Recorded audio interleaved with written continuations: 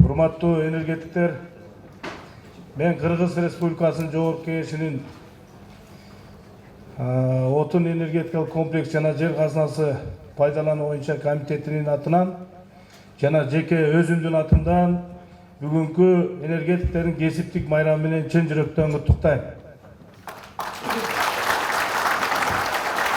Эми энергетиктер үчүн бүгүнкү күн бир эле кесиптик майрам эмес, бул кош майрам. Мына быйыл энергетикага 85 жыл болду. Бул 85 жыл, бул целый доор, бир доор. Шу бир доордо эмне деген кемчиликтер жана эмне деген жетишкендиктер болду деп айтсак жаңылбайбыз. Бүгүнкү күндө мына энергетика тарабында эмне маселе болсо, Жогорку Кеңеште мен көп жылдан бери билесиздер, ушул тармакты жетектеп келе жатам. Аны интернетте тынбай жазышат кээ бирөөлөр. Кээ бирөө мактап жазат, кээ бирөө жактап жазат, кээ бирөө бөлөкчө жазат. Бирок ошол жерде отурган энергетиктер туура билесиздер. Жогорку Кеңештин депутаттары жана биз жетектеген комитет сиздер менен чогуу тыгыз байланышта иштеп келе жатабыз. Мына автоматташтырууга өтүп атабыз. Мына толук өтүп бүтө элекпиз.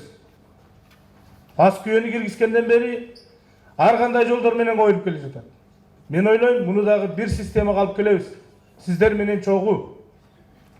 Мына жакында эле Керчь деп расчетный центрди куруп атабыз.